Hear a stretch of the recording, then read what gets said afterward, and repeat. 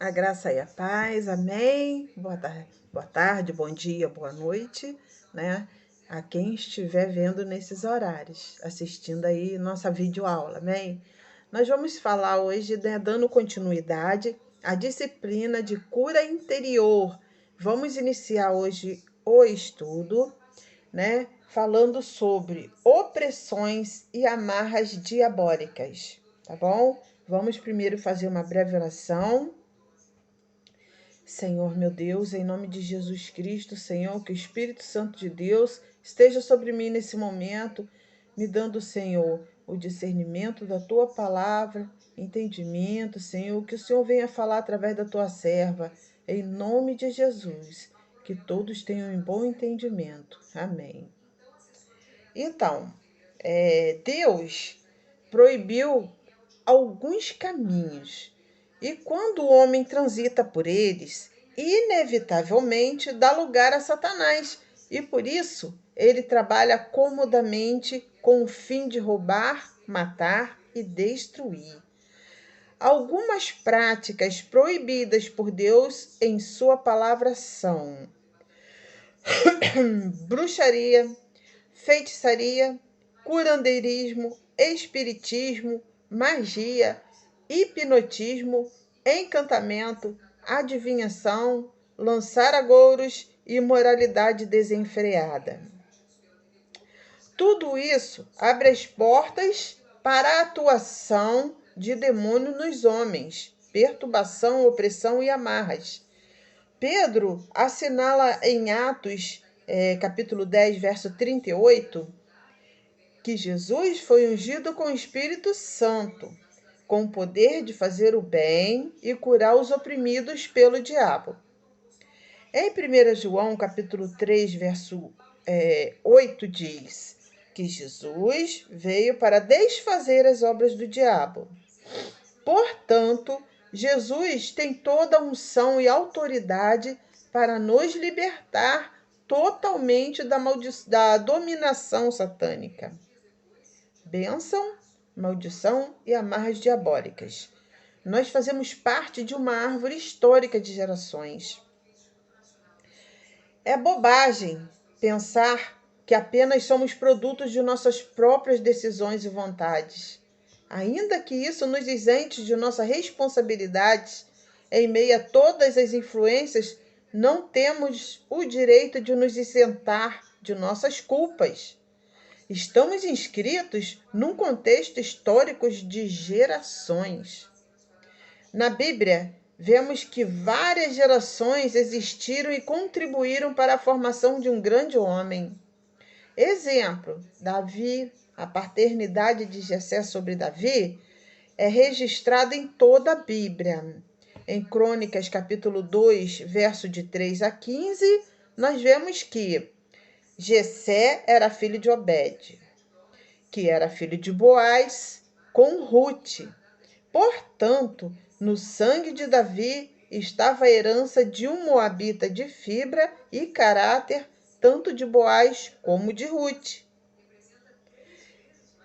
Herdamos e possuímos a herança genética de até 10 gerações.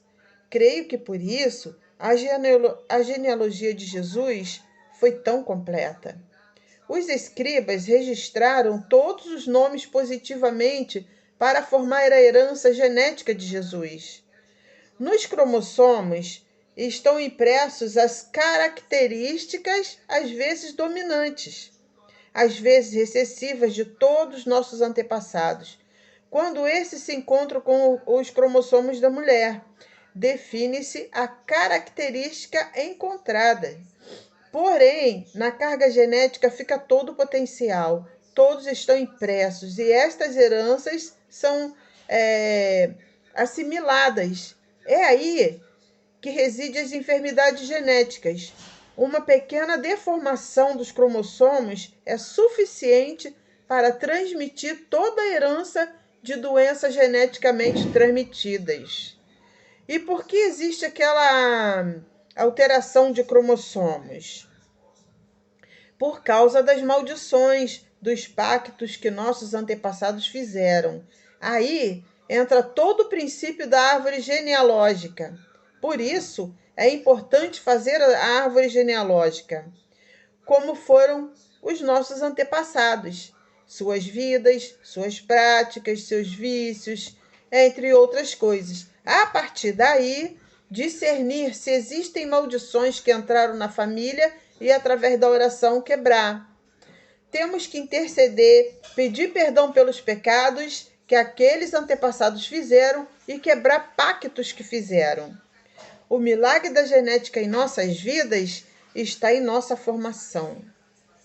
Existe um espermatozoide entre 150 mil. Nesta proporção, somos um dentre milhões. Portanto, não nos culpemos ou nos sintamos discriminados. Se Deus tinha milhões de opções entre os espermatozoides e os óvulos que ele poderia ter usado, ele utilizou aquele que possuía aqueles genes e o resultado saiu você, com toda essa carga genética que lhe foi transmitida. Temos que ver as positivas que precisam ser aproveitadas e as heranças negativas que precisam ser quebradas. Espíritos familiares. Êxodo capítulo 20, verso 5 diz: visitarei a maldade dos pais nos filhos até a terceira e quarta geração daqueles que me aborrecem. Existe uma transmissão de heranças espirituais das gerações passadas para nós. Estas heranças tantos podem ser uma bênção como uma maldição. Deus disse que visitaria a maldade dos pais nos filhos. Como isso acontece? Bom, Deus tão somente entrega aquela família ou indivíduo a sofrer ações de espíritos que induzem sua família, seus antepassados, a práticas pecaminosas. Dessa forma, as heranças espirituais são transmitidas. O provérbio se cumpre: tal pai, tal filho. Mesmo que os filhos tenham sido marcados pelos distúrbios dos comportamentos, era de se esperar que não repetissem os mesmos erros. Mas isso não acontece. São marcados e moldados pelos espíritos que agiram em seus pais e mais cedo ou mais tarde irão demonstrar as mesmas tendências, vícios e comportamentos. Ver exemplos, suicídio, adultério, alcoolismo, temperamento violento, jogo de azar, entre outros.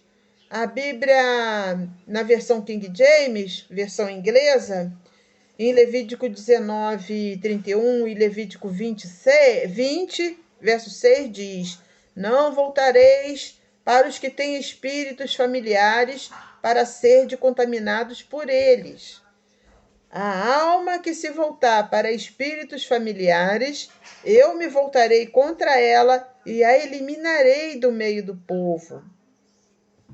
Nas traduções em português, usamos as palavras necromantes, adivinhadores e feiticeiro. Em inglês, usa o termo espíritos familiares. Para demonstrar que esses espíritos de adivinhação, necromancia, feitiçaria passam de geração em geração. Há um acompanhamento por parte desses demônios sobre as famílias. Eles transmitem os mesmos vícios, comportamento e atitudes. Nas culturas orientais, o elo familiar é mais forte. Os filhos têm uma total assimilação do comportamento dos pais. E mesmo na nossa civilização ocidental, os elos de transmissão são fortíssimos. Esse texto da Bíblia estabelece que a justiça e a iniquidade são pessoais e as consequências delas na vida das pessoas também são. As consequências do pecado e da justiça a nível do juízo de Deus é pessoal sim, mas a nível de transmissão de vícios e comportamentos não. O distúrbio de comportamento de uma pessoa afeta toda a relação que ela possui com os demais. Deus não imputa o pecado e o juízo no filho, por causa da iniquidade do pai, mas o filho sofre em sua vida as consequências. O futuro daquele filho será determinado por seus atos de justiça ou iniquidade, mas as consequências das atitudes de seus pais, ele as sofrerá em sua vida. Sem dúvida, esses fatores irão interferir em seu futuro. Contudo, o filho poderá quebrar aquela cadeia de transmissão hereditária ou reforçá-la por sua própria conduta. Então, nós vamos terminar por aqui essa aula. Na próxima aula, nós iremos iniciar a aula com o título Bênção ou Maldição, tá bom? Fique com Jesus, Deus os abençoe. Até a próxima aula.